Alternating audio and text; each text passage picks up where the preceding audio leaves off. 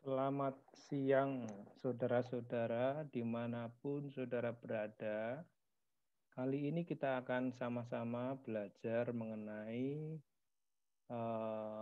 salah satu modus dan tenses di dalam bahasa Yunani, khususnya mengenai modus subjungtif dengan tenses aorist aktif, diatesis aktif.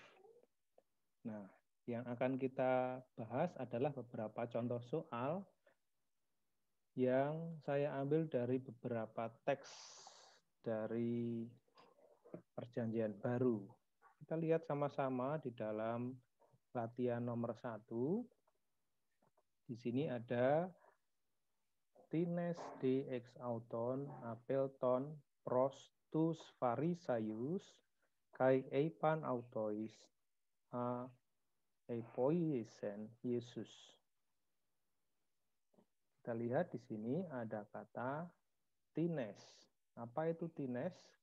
Kalau saudara perhatikan tines di sana, tines ini adalah kata ganti tak tentu dengan kasus nominatif maskulin jamak. Ini dari kata tis. Nah, kata tines bisa diterjemahkan ada atau hal atau beberapa, karena itu maskulin ya, beberapa orang atau orang yang, hal yang seperti itu kalau tis, hal yang, suatu yang, orang yang, tetapi karena ini jamak maka kita terjemahkan beberapa orang yang, seperti itu. Kemudian ada D di sini, kalau kita perhatikan kita tahu D adalah pospositif, itu yang menghubungkan kalimat satu dengan kalimat sebelumnya. Kita pakai terjemahan tetapi. Jadi ini sebenarnya ada di depan sini untuk menghubungkan kalimat yang pertama dan kalimat yang kedua. Itu artinya bahwa kalimat ini sebenarnya lanjutan dari kalimat sebelumnya. Kemudian kita tahu ada X. Apa itu X? Kalau kita perhatikan X auton ini disertai dengan kasus genetif. Ada apa ini? Preposisi ya. Di situ ada auton, ada kasus genetif yang kita terjemahkan dari mereka, atau dari antara. X itu lebih tepatnya dari antara mereka. Kemudian ada apelton. Kita perhatikan di situ apelton itu adalah kata kerja indikatif, kalanya aorist, aktif, orang ketiga jamak. Ini dari kata aperkomai. Nah, ini bentuk aorist yang kita terjemahkan sebagai telah pergi, karena ini mereka. Kita bisa tambahkan mereka telah pergi. Ya.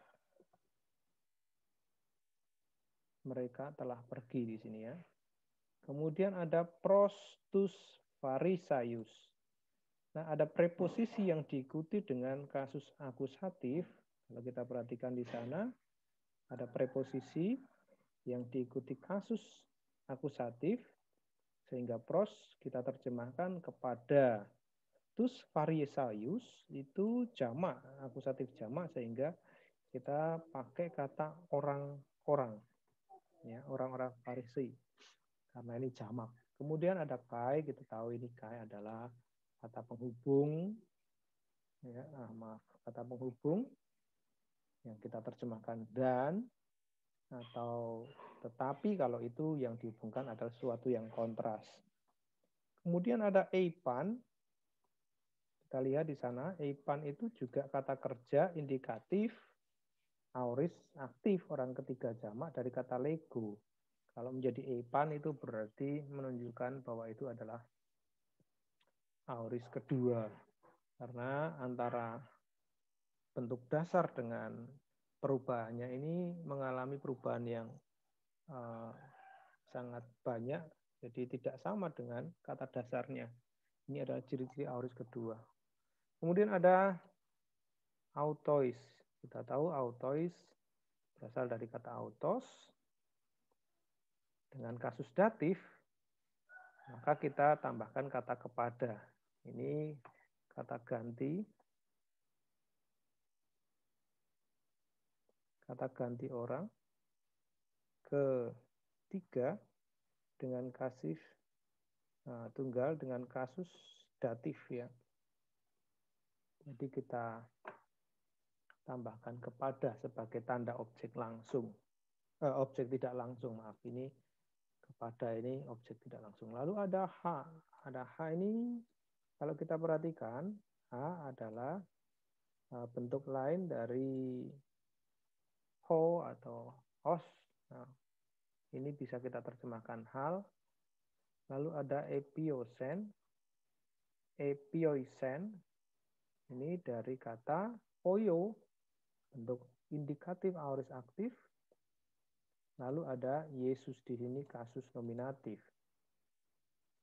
Nah, rupa-rupanya kalau kita perhatikan, tidak ada ciri-ciri yang menunjukkan di dalam kalimat itu tidak ada ciri-ciri subjungtif. Kita belum menemukan ciri-ciri subjungtif karena semua kata kerja, baik itu Appleton, Eipan, maupun epoiesen, ini semua bermodus indikatif.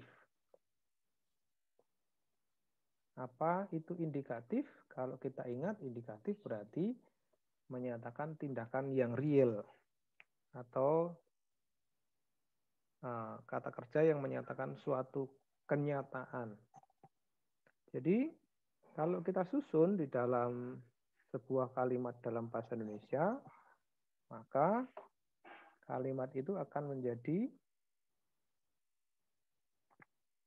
sebentar. Tetapi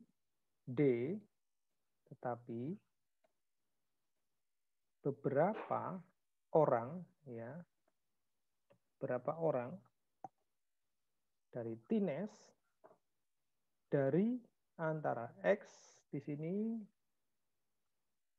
ini menggunakan xi ya. Jadi dari antara mereka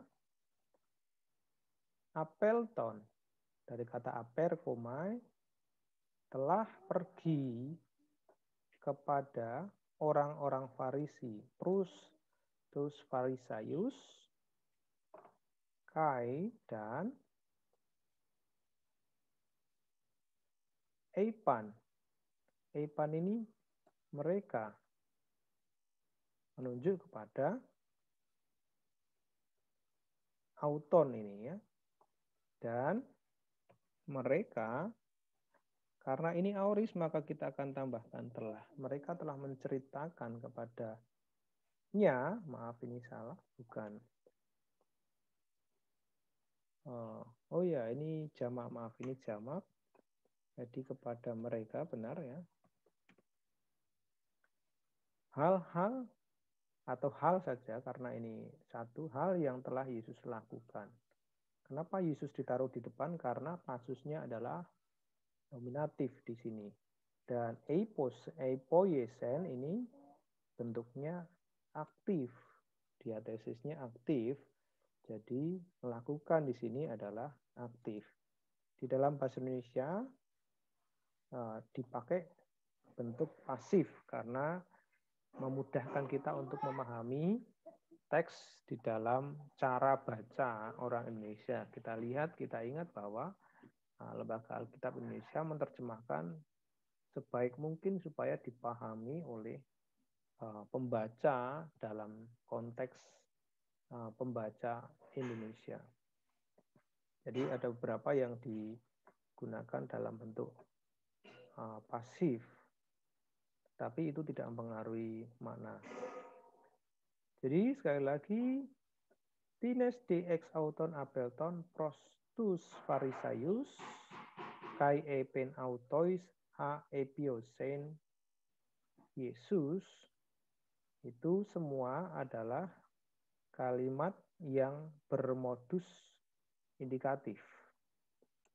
Jadi sekali lagi terjemahannya, beberapa orang, ya, tetapi beberapa orang dari X ya, karena ini sebelum vokal maka dipakai dengan xi, X auton, dari antara mereka telah pergi kepada orang-orang Farisi dan mereka telah berkata kepadanya hal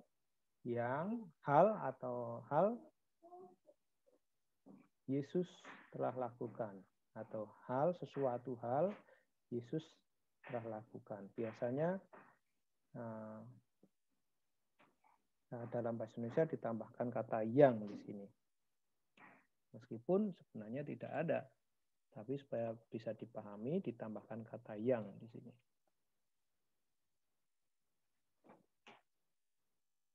Oke, nomor 2. Sebagai contoh di sini ada etuflosen auton, tus oftalmus, hina meidosi, taus oftalmois. Dari sini kita bisa melihat ciri-ciri apakah ada subjungtif atau tidak. Kalau di nomor 1 tadi kita tidak menemukan kata kerja subjungtif, meskipun kita sedang belajar aorist aktif subjungtif, tetapi kita harus mempelajari, mengamati semua bentuk, ya, termasuk jika ada kata kerja yang memang ternyata dari ciri-cirinya bukan subjungtif. Nah, nomor 2 kita akan perhatikan di sana. Saya akan perbesar terlebih dahulu ini.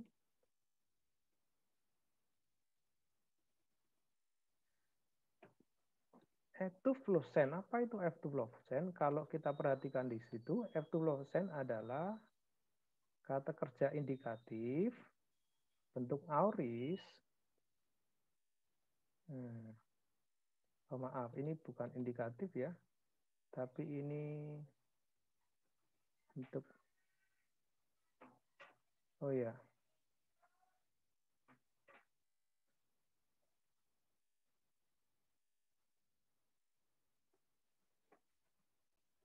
Ya, ini bentuk indikatif aorist. Kenapa aorist? Ya, karena kita lihat ciri-cirinya di sini ada E, lalu ada akhiran N dengan tambahan sigma di tengah.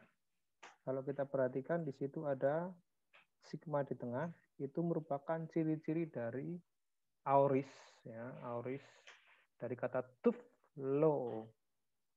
Tuflo artinya membutakan.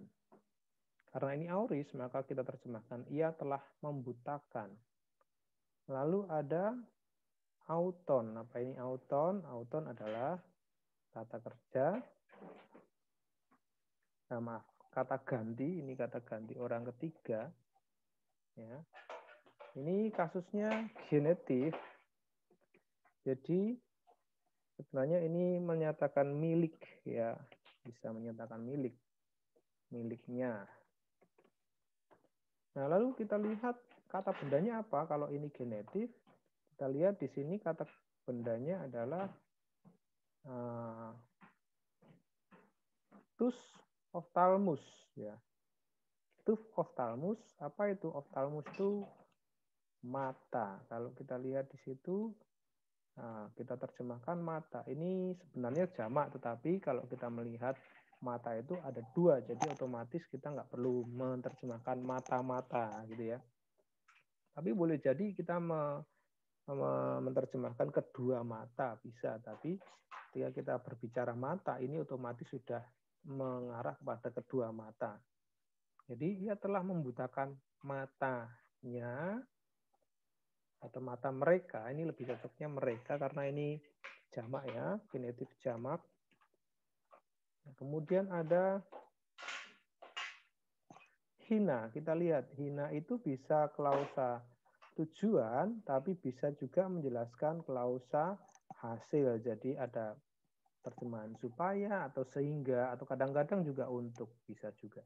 Lalu ada me. Apa itu me? Me adalah kata kerja kalimat ingkar yang bisa kita terjemahkan supaya jangan atau tidak. Ini adalah partikel ingkar.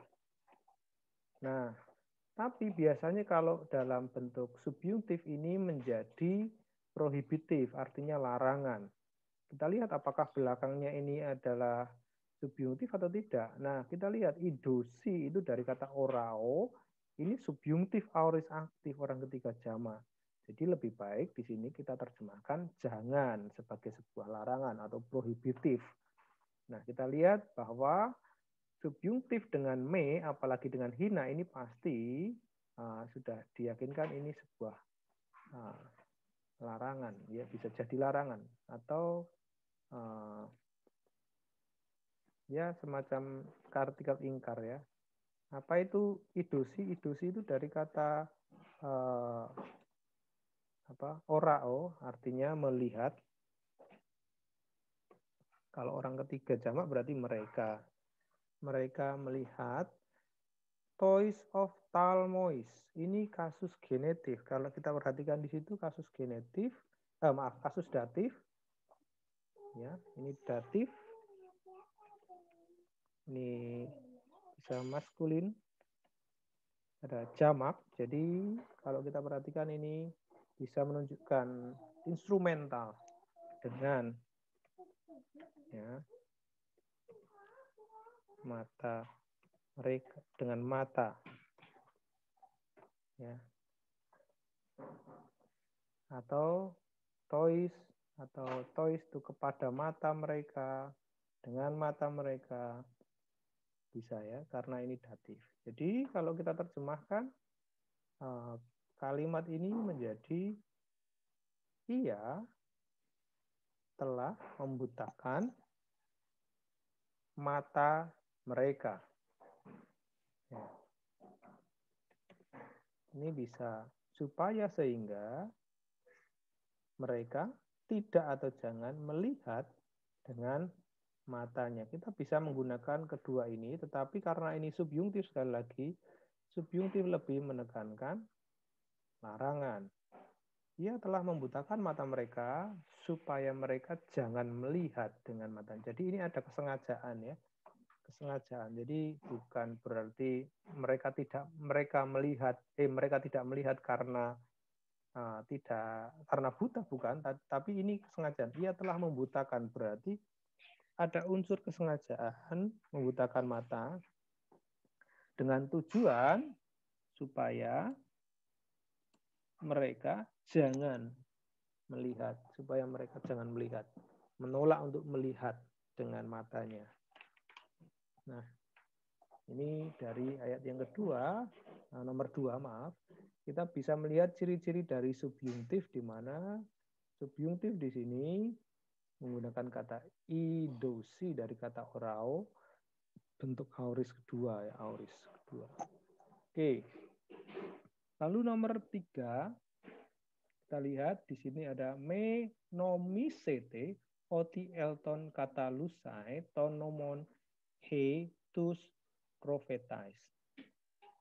Ada me di sana yang artinya bisa janganlah. Kenapa janganlah? Karena kita nanti akan lihat bahwa kata berikutnya itu adalah ciri-ciri dari subjuntif. Subjuntif dengan me itu bisa berarti sebuah larangan, subjuntif aoris, apalagi dengan orang kedua ya. Subjek orang kedua itu biasanya ditekankan, dipakai untuk menekankan larangan. Janganlah. Nomisete itu menyangka. Janganlah kamu menyangka.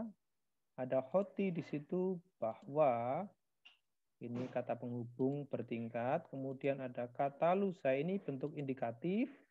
Aoris aktif dari kata erkomai menjadi kata lusai, berarti itu pasti adalah bentuk ini elton ya, elton ini erkomai, bukan kata lusai ya, elton. Elton ini bentuk indikatif aoris aktif dari kata erkomai. Nah, ini artinya pergi Lalu ada kata lusai. Apa itu kata lusai? Kalau kita perhatikan kata lusai itu bentuk infinitif. Kita tahu dari mana bahwa itu infinitif? Ini dari akhiran, ya ini, I, sai di sini ya. Ini ciri-ciri dari infinitif, aorist aktif dari kata luo yang bisa diterjemahkan kata lusai. Kita bisa terjemahkan kata lusai itu meniadakan.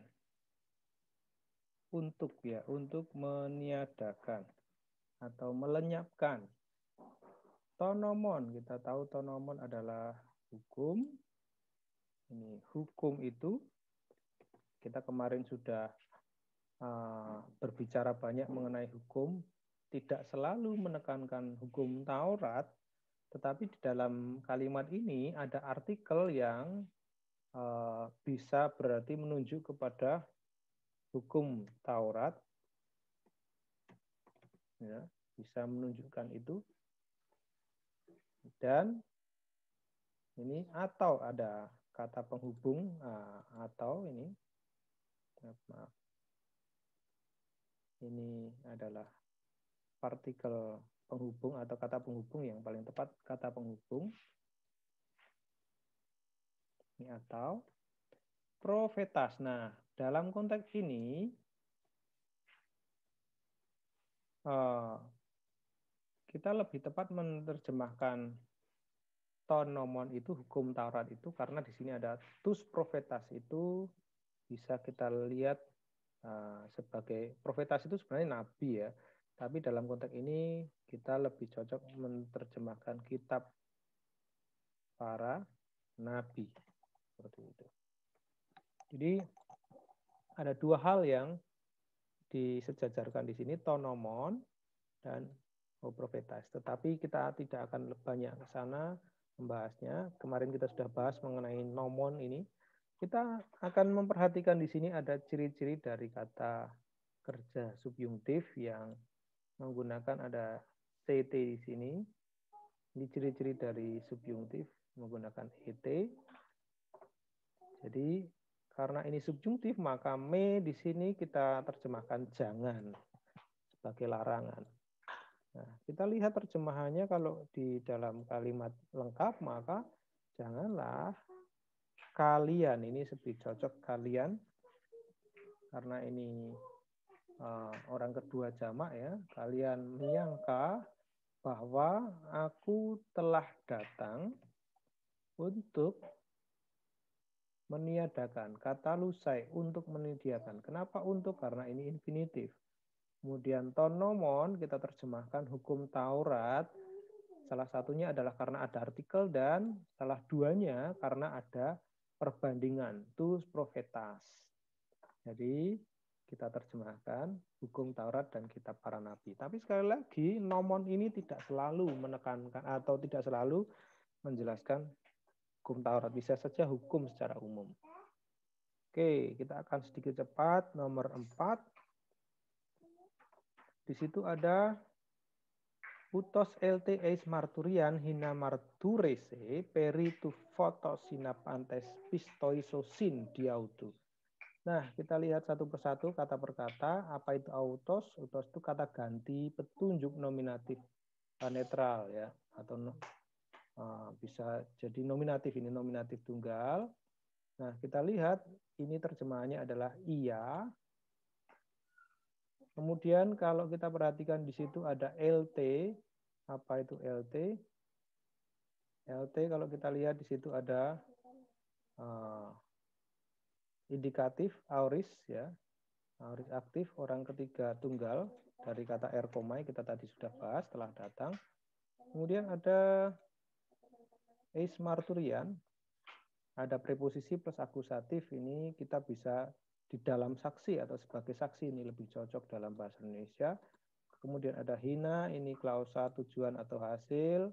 Ada marturese, nah ini ciri-ciri dari subjungtif. Subjungtif memiliki ciri-ciri ada iota subscript dalam huruf terakhir ini. Ini dari kata martureo artinya menyaksikan.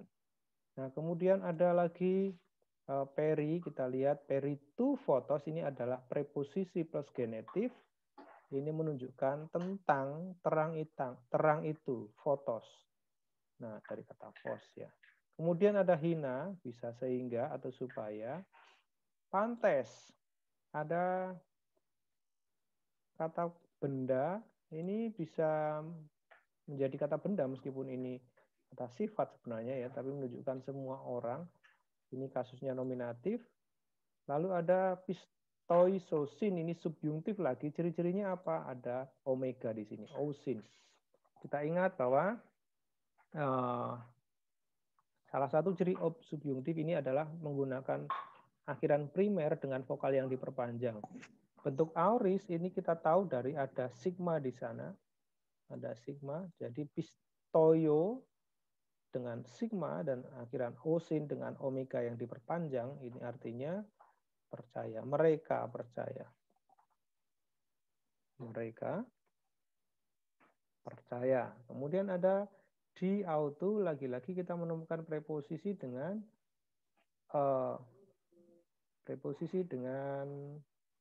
apa namanya? Ada preposisi dengan genetif. Ya. Kemudian kita terjemahkan di auto itu artinya melaluinya. Melaluinya.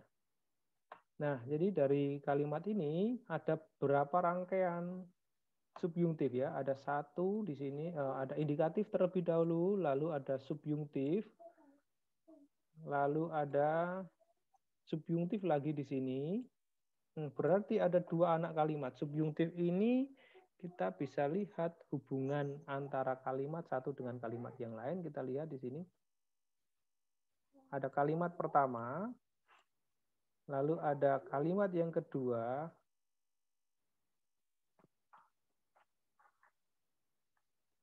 dan ada kalimat yang ketiga di sini. Kita harus jeli memperhatikan hubungan antara kalimat itu ketika kita memahami sebuah paragraf. Ini sebuah paragraf karena terdiri dari kalimat panjang. Nah, untuk memahami ini dalam konteks bahasa Indonesia, maka kita memerlukan alat bantu berupa diagram. Nah, diagram ini menunjukkan apakah subjeknya, apakah kata kerjanya, lalu apakah objeknya. Ini menunjukkan kata kerja utama. Ya. Jadi diagram yang pertama ini, kalau kita perhatikan di situ, ini menunjukkan apa namanya, kata kerja yang utama, lalu ada anak kalimat. Anak kalimat itu biasanya dihubungkan dengan garis miring ke kanan. Ini anak kalimat yang kedua. Jadi anak kalimat yang kedua ini dihubungkan dengan kata garis ini. Lalu ada anak kalimat dari anak kalimat. Mungkin kita bisa pakai itu sebagai kata cucu kalimat ya. Cucu kalimat. Ini ada kalimat kedua dan ini kalimat ketiga. Nah, kita lihat kalimat yang pertama terdiri dari apa? Kalimat pertama, kalau kita perhatikan di situ, subjeknya adalah, kalau kita perhatikan di sana, subjeknya adalah utos, lalu kata kerjanya adalah LT. Tetapi kita perhatikan di sini tidak ada kasus akusatif di sana, jadi kita akan berikan tanda X di sini sebagai tanda bahwa tidak ada kasus akusatif. Tidak ada kasus akusatif, tetapi yang ada eis marturian. Eis marturian ini adalah kata yang menekankan atau menerangkan kata kerja, ya. Dia menerangkan kata kerja. Jadi kalau kita lihat kata kerja ini memiliki subjek autos, utos, ia, kemudian di sini kata kerjanya telah datang. Telah datang apa? Eis marturian, ke dalam kesaksian atau sebagai saksi, ya, sebagai saksi, ya, sebagai saksi. atau ke dalam kesaksian juga bisa ya. Ke dalam kesaksian atau sebagai saksi. Lalu ada kalimat kedua dihubungkan dengan klausa hina di sini ya. Hina. Lalu di dalam kalimat kedua itu ada subjek dan ada kata kerja tanpa memiliki subjek. Subjeknya terkandung di dalam kata kerja itu karena kata kerja ini terdiri dari orang ketiga tunggal sehingga ia ya. Ia menyaksikan. Menyaksikan apa? Menyaksikan tentang terang itu. Ini bukan objek tetapi ini adalah hal yang disaksikan. Karena di sini ada preposisi yang diberikan untuk menerangkan kata kerja. Lalu ada di sini cucu kalimat ya. Jadi tujuan marturese ini tujuannya apa atau hasilnya apa? Kita lihat hasil dari marturese ini adalah pantes pistoisosin. Semua pistoisosin. Percaya. Semua percaya kemana? Di auto, melaluinya. Jadi kalau kita perhatikan hubungan kalimat antara kalimat yang pertama dan kalimat yang berikutnya adalah sebagai berikut. Nah, utos LT, dia telah datang ke dalam kesaksian atau sebagai saksi supaya ia menyaksikan. Supaya ia menyaksikan tentang terang itu sehingga ini hasil dari menyaksikan ini, sehingga melalui itu apa? Melalui marturese, melalui kesaksian, marturian ini, melalui kesaksian itu, semua mereka percaya. Semua percaya. Jadi itu hubungannya satu kalimat dengan kalimat yang lain, sehingga kalau kita terjemahkan di dalam kalimat yang penuh akan menjadi ia datang sebagai saksi atau dalam kesaksian supaya menyaksikan tentang terang itu supaya semua orang percaya pistoisosin melaluinya. Oke, ini nomor 5. Nomor 5 pendek ya, nomor 5 pendek. Kalau kita perhatikan ada dua kata di situ.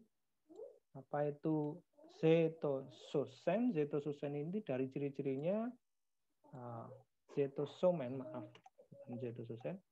Zetosomen. Zetosomen. Dari ciri-cirinya itu adalah subjungtif. Dari mana kita tahu di situ ada omega. Nah, kemudian ada auris dari kata zeteo itu ajakan. Kenapa kita bisa sebut itu sebagai ajakan? Karena ini adalah bentuk orang pertama jamak. Nah, untuk orang pertama jamak, kemarin kita sudah jelaskan bahwa subjungtif dengan subjek orang pertama jamak itu menekankan ajakan atau exhortation, apa namanya?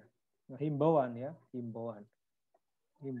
Jadi dari kata seteo, marilah kita ya melihat.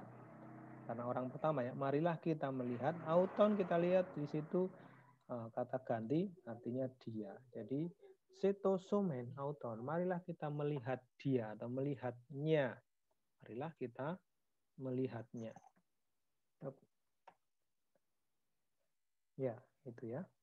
Kemudian nomor 6, me peritauton graphes. Kita lihat ada me di situ, itu ada jangan. Mengapa jangan? Bukan tidak, karena nanti kita akan menemukan bahwa graphes ini subjungtif ya. Dari ciri-cirinya ini adalah subjungtif auris aktif orang kedua tunggal dari kata grafo, artinya kamu menuliskan. Kalau subjungtif dengan me itu berarti prohibition atau larangan. Lalu ada perituton, ada preposisi dengan akhiran dengan diikuti kasus genetif jamak. ini bisa mengenai hal itu. Jadi kalau kita ringkaskan, itu kita akan menemukan kata janganlah kamu menuliskan mengenai hal-hal itu. Nah, itu pelajaran kita mengenai aoris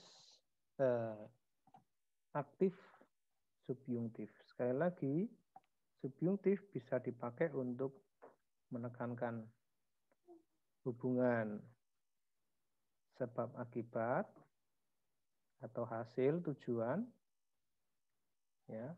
Tapi bisa juga menekankan larangan atau ajakan.